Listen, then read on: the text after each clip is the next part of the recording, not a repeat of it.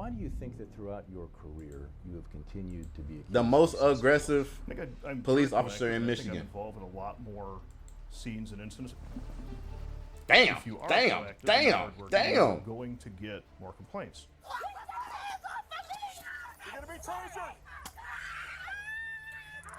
He got me! He got me! He had me! Sit down and shut the up! It's on video, retard. You're gonna lose your freedom because you get to go to jail today, mother.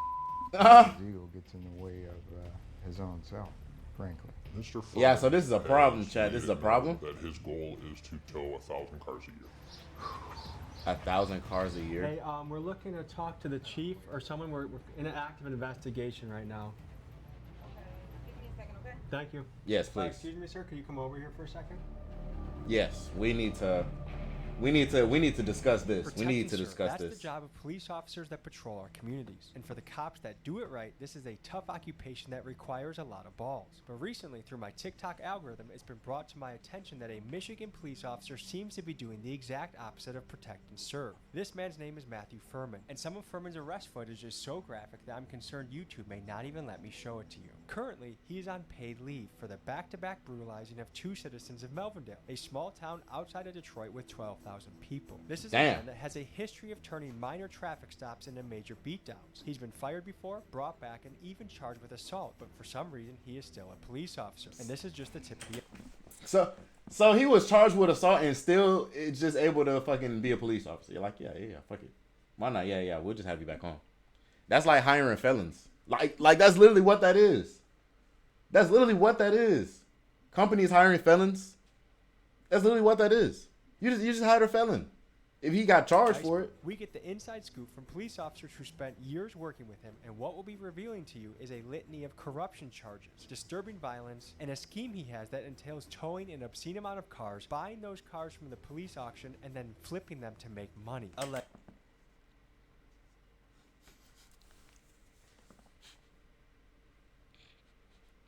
Now I don't support of the brutal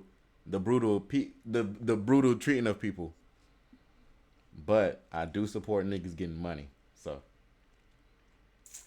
y'all know I'm the black Donald Trump, so if you getting money. Allegedly. So join us as we seek to bring justice and awareness to the city of Melvindale by exposing that was alleged though. They said that was police alleged. Officer who some say is only on the job because of the amount of revenue that he brings to the city. We'll investigate that and much more. Folks, I just wanted to talk to you before we get started on this video. In the past few weeks, we've gone after some really heavy-hitting people. We've gone after Kenneth Copeland, Scientology. We're doing multiple police and prison investigations. And what I'm doing is I'm recruiting you as part of the army to help build this independent media channel. I'm opening up a Patreon tier called Big Dog Soldier. For just $7 a month, you can help support this independent media group. Open on a police cruiser and claim the guy did it to himself, but he did agree after the incident to attend anger management classes. You'll soon see the story of Jakar Williams, a man that Furman pulled over for a minor traffic violation and proceeded to tase over a dozen times, even with a partner on the scene that had it under control. He had me! He had me! Before he initiated the first tase, it looks like that other officer already had him under control. To get a fair read on Furman's actions, I wanted to get a police officer's opinion. So I visited Chief Rivera of the East Chicago Police Department to get his take on this situation. You shouldn't be tasing nobody 10 times. At that point, you should be going hands-on. You let your emotion take over, your anger. You make things personal. When that person doesn't even know you, it's the uniform that they're really arguing with. The officer's taking something personal. When it's really, it's not. And if it wasn't enough to tase Jakar in front of 2 small children, Furman also had to pull his girlfriend out of the car, telling her to sit down and shut the up. The passenger really had nothing to do with that traffic stop. You know, of course she's visibly upset because what she sees happening to her baby daddy or husband, boyfriend, wherever he is to her. But how she was treated? No, absolutely not. You want to detain her? Yeah, you can do that nicely.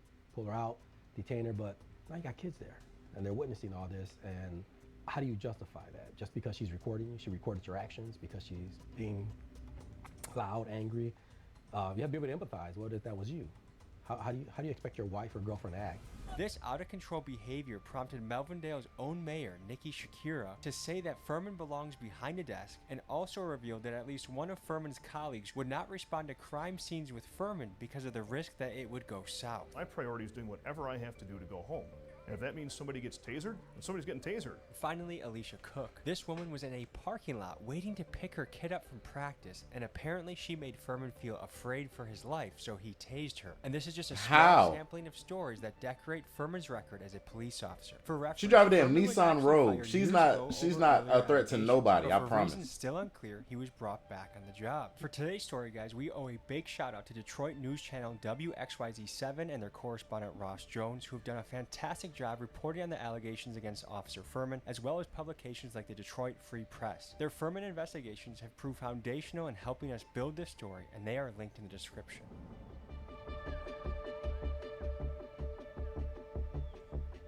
I appreciate you coming to meet with me.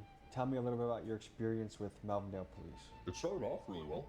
It was a fun place to work. It's a good place to learn. What is Furman's rank right now? He's a lieutenant there. He's been on paid leave for almost a year. Is that unheard of? In my experience, yes. What? For over a year? Nigga? Bro. Police can be used as revenue Y'all niggas collectors don't for give a a fuck. city. Can you speak to that? This is Dan Adams. He's my friend and a bona fide criminal defense lawyer here in Milwaukee, Wisconsin. He's seen firsthand how cops like Furman are used to prey on citizens and taxpayers. Here's what he said. I think it offends most people's feelings of fair play to have a police officer out collecting dues, as it were, from people just driving through their city. You know, maybe going a couple miles per hour over the speed limit, not seeing that their car could be towed for profit to balance the budget of this small municipality. It just flies in the face of what we know as Americans Bruh, to be how? the proper role of police. And the So they criminal can't get their justice car back?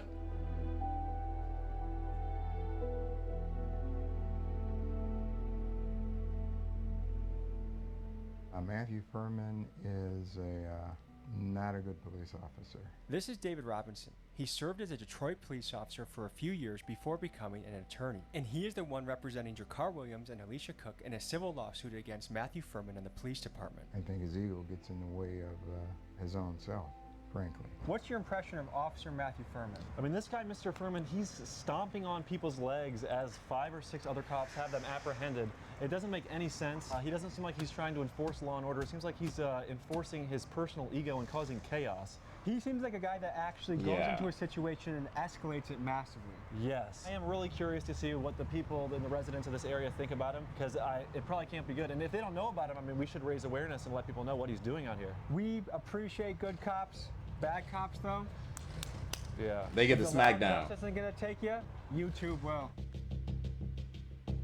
Yeah, and I'm not gonna lie. The internet does more work than any other thing. If you got motion, you got clout on the internet, you got a little bit of fame, you got like a million subscribers. Just make them work for you. I don't even got to do nothing. Whenever I post this, somebody gonna see. Somebody's gonna see. Somebody gonna see. And somebody will get it Are you handled. familiar with the story of Officer Matthew Furman? Oh, yeah. What have you heard? He uses excessive force. He's pretty brutal. As officers tried to subdue the man, a Dearborn officer's body cam caught Furman repeatedly stomping on the man's leg. As multiple officers look on. Notice how the other officers here are completely calm, like they know that the situation is already under control. And it's clear they knew Furman crossed the line, as one cop even warns him that the cameras are watching. Cameras all around, guys. But what's disturbing is no one steps in to stop the beatdown. And this highlights a bigger problem, which is some cops would rather cover for their buddy than protect the citizen they swore to serve. Yep. On his legs. There's 5 cops already on him. Look at him stomping on his legs. Bro, what? And then the other officer ain't doing nothing. They say Cameras all around. Oh. They weren't mad. They trying to cover up for his eye. Yep. It's my first time seeing it. Fuck no. Plenty of officers there to control that person. He was already on the ground. People can't control one person on the ground, and you have to stomp him like that. No, this says more about your training than anything. We just noticed a Melvindale police officer. How do we approach a police officer? Probably on foot. We're gonna make ourselves very visible. I'm gonna wave and then hopefully he comes out. All right, let's do it. Let's It interview. might be tough for you to answer some of these questions, but are you familiar with Matthew Furman? I just started working here not too long ago, so not really. can't say too much. I've heard rumors that other officers don't want to go on calls with him because they're afraid it's going to escalate. This has been true for many years. You do a very tough job, very difficult. You have to be brave to do what you do. Is it hard if you're seeing a senior officer out of line? Is it hard as a younger rookie cop to be like, hey, you can't really do that? I'm a grown man, so if I see another grown man doing something wrong, I will tell him.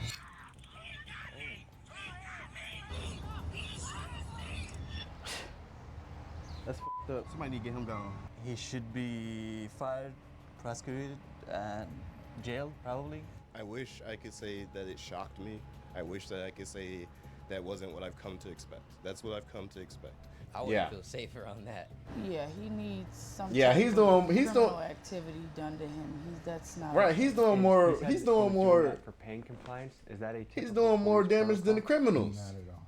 If you were doing the same thing as Furman did to that man on the ground, those police officers reacted, stopped you, and arrested. Furman had been on a traffic assignment. He pulls over Mr.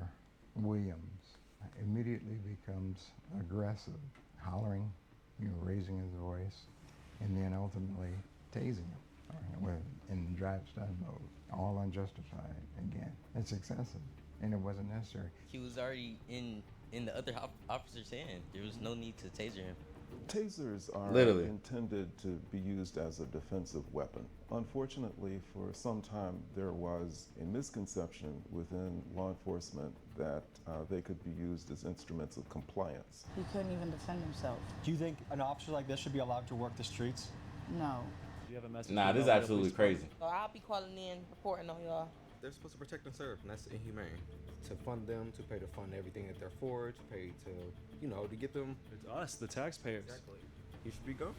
If you had a message to the mayor and chief of police about Matthew Furman, what would you say? Get rid of him as soon as possible. He's a liability for the city. What I would like to see is accountability. It's as simple as that. Now, that dude probably has a good ass head on his shoulders. Everybody else, they were saying some general ass answers. But this dude, he actually was spitting. As soon as possible. He's a liability for the city. What I would like to see is some accountability. It's as simple as that. Some accountability. Yes. Because with accountability, something gonna happen. Now we cover another key point of the Matthew Furman saga. We cover the story of Alicia Cook. Just a few months ago, in this very parking lot, she was waiting to pick her daughter up from cheerleading practice when Furman came into the parking lot. In Melvindale Police Department, I'm her traffic enforcement officer. Hey, you're on a traffic stop. Don't tell me 1 second. Hold on, sir. I'm giving you a lawful police order. It's a public access parking lot. He wanted me to think like that. Lieutenant Furman demands Cook's driver's license, which she refuses to provide. Watch what happens next. And like he's doing this shit with the body cams on too. Like he just don't give a fuck. Taser and fires. You're gonna be tasered. Help! Furman says he used the taser because he was in fear of his life. You made me afraid for my safety. I was terrified from you. You terrified me. You scared me. You scared me. From a woman sitting down in a car. Bruh, he's mocking her. I was terrified from you. You terrified me. You scared me. You scared This is a grown man talking like this. If I'm a grown man talking like this, I'm trolling. I'm dead ass trolling. This is how I talk on 6. This is how I talk on 6 to bitches when I'm trolling bitches. You scare me for my honey. You scare me for my life. Bruh, look at his face. He don't give a fuck, bruh. Like he's actually just trolling. Sitting down in a car with her kids in the back. Either this guy is such a big pussy that he truly was afraid for his life, or he used that as a way to use his power on this woman. Now, did she handle the situation the best? No. But an officer's job is to de-escalate and keep people safe. And when you hear the screams of terror of her kids watching their mom get brutalized by a cop, to me, It's just a disturbing and unbelievable scene to have to witness. Guys, I want to draw your attention to the movement you see in the back seat here. This is a child in a terrified frenzy as they watch their mom get tased during what should be a minor traffic stop. And for the parents out there, I want you to imagine your own kid having to witness something like this. From what you can see, does this guy have the temperament to be a police officer? No, he shouldn't. Any agency that hires a person with that type of temper, you're setting yourself up for liability problems. All right, folks, I'm here at a key landmark in this Matthew Furman story.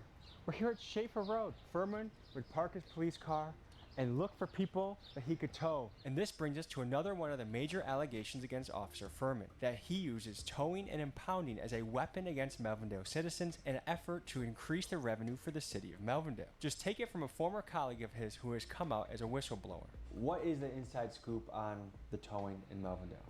Mr. Furman has made it known that his goal is to tow 1,000 cars a year. What is a typical officer doing a year? 30 to 50 cars. And he towed more cars than any police officer in Melvindale by far.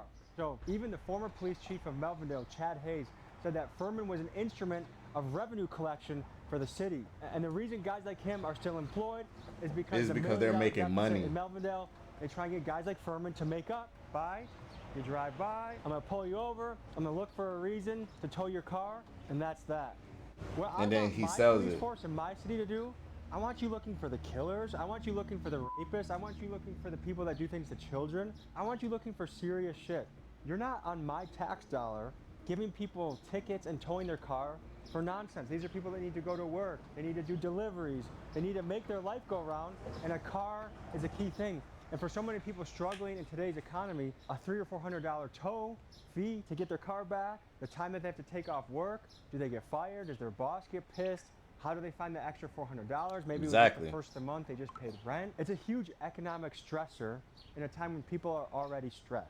Just down the road here is actually the tow truck company that Furman is in cahoots with. We're gonna pay them a visit. I get it. You wanna have a certain standard of where you live that's not infested with crime. On the other hand, the danger side of it is, like the lawyers that we talked to earlier were saying, there can be racial profiling, or there can be over-aggression. A lot of us have had these experiences where we are guilty from the beginning. I remember having an experience as a little kid. I was probably 16, I was walking my friend home from her work, and the police officer pulled over on the wrong side of the road, shining flashlights in our face. Like, there's robbery suspects that match your profile. I wasn't robbing anything. It left me with a very nasty feeling of, what the hell was that? You're supposed to protect me and serve the community, but you're treating me like I'm a criminal without knowing anything. That's what people really detest about cops like Furman. They have this authority complex where, I'm the goddamn police, you listen to me, retard. It's on video. Exactly. And that's unacceptable. Like you just don't give a fuck. Go up to the scene and be calm, be in charge, and de-escalate. So we're gonna talk to the people in this town and see what they think about Officer Furman. It seemed like there's multiple instances where he really loses his temper. He doesn't really keep his emotions in check on the job. Can you speak to that? Well, you see it over and over again. Matthew Furman has been the subject of many lawsuits. Do you know roughly how many lawsuits he's been involved in over his career? 3.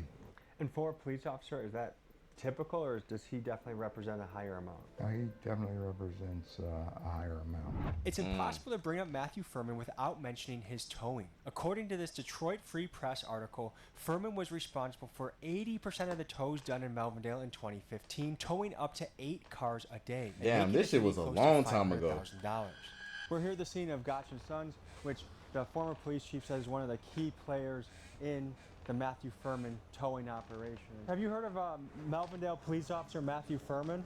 He tows a lot of people in the city right here, and that he goes boating with the owner of this on the weekends, and people are like, come on, why is that happening in my car all the time? Allegedly. Allegedly. Have you heard anything like that? No. When you are paying tax dollars, and that's going to police that are being overly abusive to people and charging them with as many tickets as they can, what do you think about that as a citizen? I think that's wrong. You heard that right. Furman socializes regularly with Mike Gotch, the owner of this towing company, going to his Christmas party, going boating, going to baseball games, and even going to dinner at his house, leaving some to wonder how ethical this relationship truly is. There's a Melvindale police officer named Matthew Furman. Have you heard of him? I have on TikTok. I just heard about what he did and like what happened with him. Like much Did you about see any of his behavior, like the tasing, the stomping, or what he said to people? I saw the tasing, but I didn't see the stomping or the... Police officer tases someone 12 times. Do you think that's excessive? That's actually very excessive. It just sucks. So 12 times, like, that's just crazy. That's just How much abuse is the at that total point. fee That's here, do you know? abuse. $5.75 cash. $5.75 cash? 6% fee if you use card. They be cracking here. Don't come to Detroit. Would you know that the citizens of Melvindale... Yeah, I were will paying never go half back to what Michigan they pay ever in my now life. when the previous vendor was towing cars? They upped the rates on them?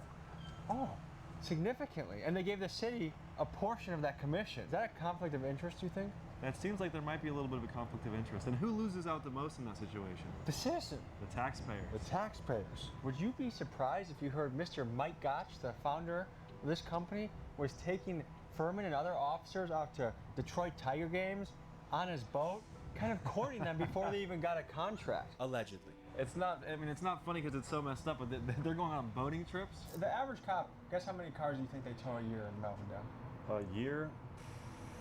I would think like 40, 50? Closer to 30. 30, okay, even less. To go and try and do over 30 times that, and state that openly in the department, Mr. Matthew Furman, that is outrageous. I mean, does he think he's being a public servant by towing more cars and taking more money out of people's pockets? Well, when you put yourself in a circumstance where you want to meet a quota, you go out looking for ways to meet that quota. And so people on the margin, people on the bubble, people who may not deserve that type of treatment are going to get that type of bull's treatment. horns. Again, if you're looking for people who are jaywalking, we can find jaywalkers all day. If we want to find speeders, we can find speeders all day. But when you have a financial incentive behind that, turns the criminal justice system on its head, which is we're supposed to be protecting and serving people, making the community safer. But when you're just looking for revenue from different sources, you're going to misallocate your resources in criminal justice. Depending on the locale, it can take anywhere from 30 to 90 days for your car to go from the impound lot to the police auction. This is one form of civil forfeiture where the government, even without convicting you of a crime, can sell off your seized property. And it's tough to get exact numbers on the scale of this, but one major player in the police auction world, Apple Auctioneering, proudly claimed on their website that since 2010, they've facilitated the sale of over 70,000 vehicles, generating $380 million in revenue, all of which goes back to the police. Furman makes a lot of money for the city. Damn. With the towing. What about for his ticketing? With the tows comes tickets. You can't impound a vehicle without issuing some sort of citation because the impound has to come from some sort of traffic offense. With the traffic offense comes a ticket. With the ticket comes a fee, and the city gets part of that. He should lose his badge. He doesn't serve the citizens. He serves himself. So we follow the breadcrumbs, and this is the lot where their cars get brought to, and guess what? If they can't pay it out of the other lot we just saw, they get stuck here to where the police auction happens right here. Mr. Furman would buy the cars that he had impounded himself. He often would impound cars that would have no insurance. And often the subjects couldn't afford the insurance. So then when they couldn't afford to pay the impound fees, the car would go to auction for the city. Furman would then go bid on and purchase those cars and sell them for profit for himself. Goes further than that. It has since come out that he would break into the city impound lot and damage the vehicles by breaking a window or flattening a tire, pulling out the radio, so that way he could bid on them for a lower price and make more money. Was also his girlfriend involved in this? His girlfriend was the source of that information. His ex-girlfriend. Wow. So his ex You're telling ratted me him out. I'm Damn. a single mother. I get my car towed. I'm struggling to get it back. Hey, They y'all will- better not be putting no females inside the business. No females in the business. I ain't gonna stunt. No pillow talking to the females about the business. I ain't gonna lie. Cause y'all just heard it. Y'all just heard it himself. Even though he was doing some fucked up shit, objectively, like that's objectively fucked up shit. But where did they get the information from? The ex-girlfriend. Cause he was talking in pillow talking to these hoes, telling the bitches about the business, bro. You telling bitches about the business, bro? Don't ever in your life tell the bitches about the business. We don't discuss the business. The business is what you see. We don't gotta explain the back end.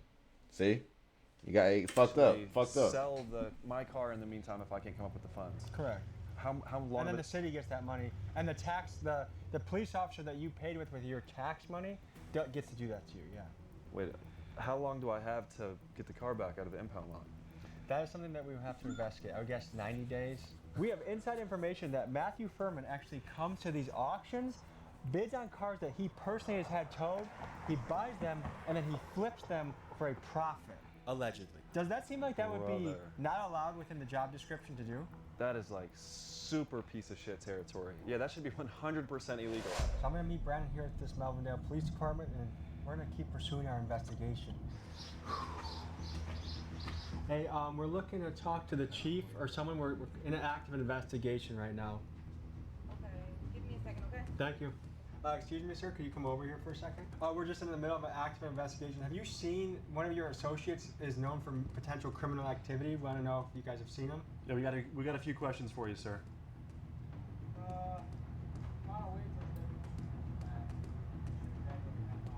Okay, in the meantime, it's just important you guys kind of comply with some of these questions. Matthew Furman, have you guys seen him? You're not really answering our questions directly. Are you withholding or hiding any information? Would you mind stepping out here, sir, please? Would you mind stepping out here, sir? Hey, they really pressed him. And there's nothing that makes me feel safer in my community than if my car gets towed. Because we don't want the people that go to work on time or take their kids to soccer practice. That is a threat to security. That is a threat. That is an absolute threat. Yes, sir. Yes, sir. Just went to the lab. You guys just missed me by. Yeah, would you mind stepping out and speaking with us, sir? We have an active investigation we'd like you to be compliant in.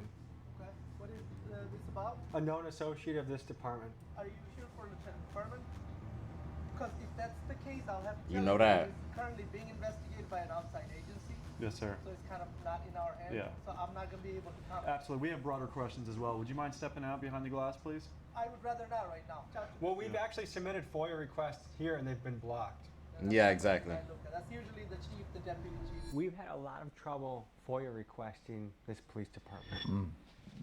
That's against the law. Folks, it has been said that Matthew Furman has a mountain of citizen complaints and write-ups in his personnel file. The problem is we have encountered a blockage of our lawful FOIA request. You see, FOIA is the Freedom of Information Act, and it was passed in an effort to provide citizens with transparency in a timely fashion based on the idea that government transparency is essential for democracy. However, the city clerk of Melvindale doesn't seem to think so. They have a duty to provide the documents within 10 days of their request, and currently we are sitting at more than 30 days without receiving anything. In fact, they said that they can't provide us with documents because of an ongoing investigation, which leads me to this. Folks, it would be a shame for Melvindale if I happen to have a video linked in my description where my guy Keegan shows you in 2 minutes how to submit your own FOIA request. And perhaps once Melvindale sees an avalanche of requests, they might understand how serious we the people are taking the allegations against Officer Matthew Furman. Yep. We've had a lot of our FOIA requests blocked. And they just by don't the city care. of Melvindale, which isn't really legal. It's not legal at all. What do you think about that? It's hard to say why they would do that. I don't know. The whole point of FOIA is to avoid that.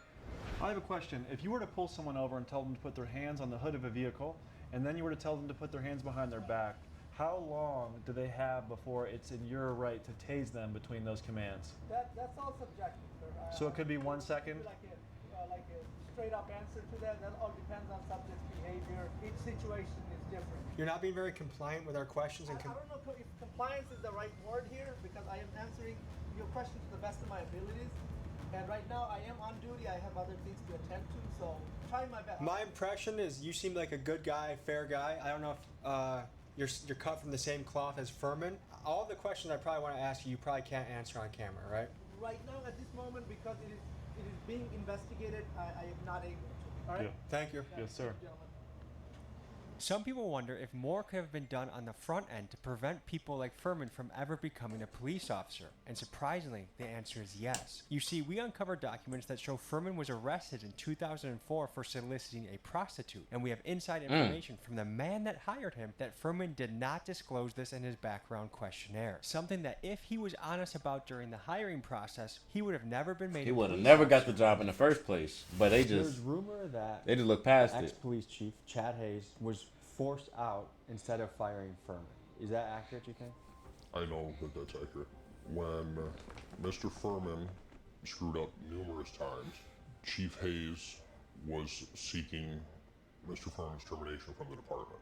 Chief Hayes was going through the proper channels, the proper procedures through the department, and had suspended Furman to lead up to a hearing for his termination. In that time, the tows dropped drastically.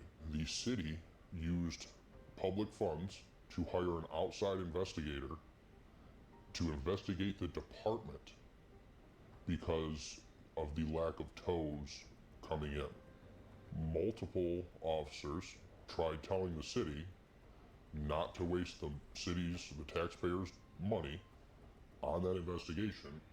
Everyone at the department could tell them in one sentence why the tows were down. Furman wasn't working. While Mr. Furman was suspended, the city council moved to fire Chief Hayes. At that point, it was clear to everyone that it was either Furman or Hayes that was going to go. We just talked a little off camera to that lieutenant, I believe. He had the stripes. Lieutenant Seemed like a Rahman. good guy. Yeah. And we said we're sure you're a good guy, and we know that he can't answer a lot of what we're asking him. It's a tough situation because he probably doesn't like Furman either, honestly. And I'm sure his position, he's not really like his job to fire the guy or get him in trouble. He probably can't do anything about it. Right now, for us, he was a pinata that honestly probably didn't deserve the beating we were trying to give him. Yeah. Would you guess that if we had full access to Furman's body cam, that what we've seen on the news is just the tip of the iceberg? Yes. Does he regularly brutalize people? To some extent, yes. He's verbally abusive often. He currently has 2 pending lawsuits. He has been fired previously in 2019. He's been charged with assault while on the job. Do you think this will be enough to finally end his career? It should end his career. It needs to end his fucking career. Yeah, this video gonna end his career. This gonna be his downfall right here. This video right here. Bottom line. If you follow what the police are saying, things should go okay. And I think most of the news stories we hear about are when people don't listen and they escalate, and then the police escalate and then it turns really bad. What if you are dealing with a police officer that cannot control his temper, and you're in it feels like a life or death situation? If you're getting tased 12 times, your flight or fight's gonna be triggered. If your legs are getting stopped to the point where you think your bones might break, that's a life or death situation. Yeah. And your only option is to further submit and hope it stops rather than get up and fight. That would be a terrifying position to be in. Once your trust of the police is shattered, how can they even regain it at that point? You know what I mean? Because it's like a person that's been broken up with a crazy girl. Like, it kind of, the future relationships are much harder to have because that one person ruined what you think is a normal relationship. It traumatizes you. A bad officer like Furman does a lot of damage to your reputation. There could be 9 really good cops out on the field, and if there's one guy like Furman, people generalize and stereotype the rest of the force as dirty. Yes. How do you deal with that? You make us look bad. You make our job harder. You make the citizens not trust us. And the truth is, there's bad officers everywhere. Exactly. Whether it just be through the end of their career or whatever the reason may be. But when you are able to identify one, the answer should be simple. I don't believe I'll ever have the answers as to why he is still employed. Part of me doesn't want to know because, as I stated earlier, I think it would make me sick. Matthew Furman, I will give you the same offer that I gave Lewis Lacey in Dalton, Illinois, which is you can meet me at any MMA gym in Wisconsin or Michigan or Illinois of your choice. I will give you $5,000 if you show up. If you win the fight, you keep the $5,000. If I win the fight, free. So no risk situation for you except for what I would do to you physically, which would be more immense than you've ever experienced in your life. Yeah. You're used to beating up people in Tell him, Tommy. Tell him, Tommy. You're going to beat their ass, Tommy. That are sitting in the car. Tell him you're going to beat their ass. Fucking step up like a real man. You are a little pussy. You are a little bully. Yeah. He's on that. And I know in a million years you would never accept a cage fight with me. Fuck you. And they can't say nothing too because it's in the cage. If you step in that cage, you know what's gonna happen in that cage. Hey. I've been joined in this investigation by my dear friend Brandon Buckingham. Click his link in description. Hey, WV Tommy. Look through all this stuff. He has very bingeable content. That'd be one of the vid, best Tommy. guys in the game, and my dear